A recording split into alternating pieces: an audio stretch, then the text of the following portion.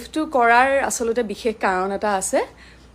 কালিৰ পৰা এটা বাতৰি মই দেখি আছো মই কিবা ৰাজনীতি কৰিম বুলি ওলাই আছে কিন্তু আচলতে মই নিজেও অৱগত নহয় এই বিষয়ত কেনেকৈ ওলালে এই নিউজটো গতিকে আপোনালোকক এইটোকে ক'বলৈ মই লাইভটো কৰিলোঁ যে এইটো মিছা খবৰ তেনে ধৰণৰ কোনো আলোচনা মোৰ লগত চলি থকা নাই এই ভগৱানৰ থাপনা আছে ভগৱানৰ থাপনাৰ কাষত বহি কৈছোঁ তেনে ধৰণৰ কোনো আলোচনা মোৰ লগত চলিও থকা নাই আৰু মোৰো তেনেকুৱা পৰিকল্পনা নাই আপোনালোকে জানে নতুনকৈ সংসাৰ কৰিছোঁ মোৰ ব্যক্তিগত জীৱনৰ কিছুমান কৰণীয় আছে পেছাগত জীৱনৰ যিহেতু মই আজি ইমান বছৰ এই লাইনটোত আছোঁ মোৰ কৰিবলগীয়া অভিনয়ৰ ক্ষেত্ৰত ছবিৰ ক্ষেত্ৰতো বহুত কাম আছে এতিয়াও সেইখিনি আছে জাতিক ভাল পাওঁ জাতিৰ কাৰণে সদায় কাম কৰি যাম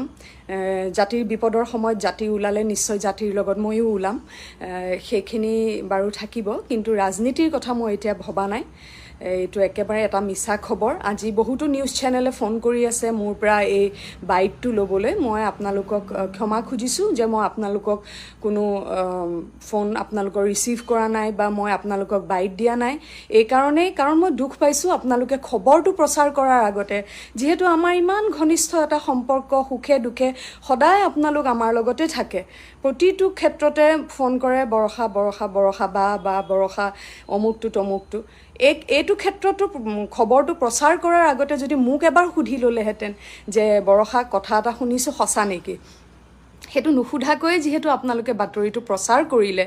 তাৰ পিছত আকৌ বাইট এটা দিয়াতকৈ মই ভাবিলোঁ যে মই নিজেই মোৰ যিহেতু ছ'চিয়েল মিডিয়া হেণ্ডেল মোৰ ফেচবুক পেজত 1,40,000 ফলোৱাৰ্ছ আছে আৰু বেছি অধিক তেওঁলোকে শ্বেয়াৰ কৰিলে এইটো মই যেনেকৈ ক'ম তেনেকৈ আপোনালোকৰ কাষ পাবগৈ এই খবৰটো গতিকে আপোনালোকক খবৰটো দিলোঁ যে নহয় এইটো মিছা কথা মই পলিটিক্স জইন কৰা নাই বা মই ৰাজনীতিত নামিম বুলি তেনেধৰণৰ কোনো এতিয়া পৰিকল্পনা নাই মই নিজৰ ব্যক্তিগত জীৱন আৰু নিজৰ পেছাগত জীৱনতে ব্যস্ত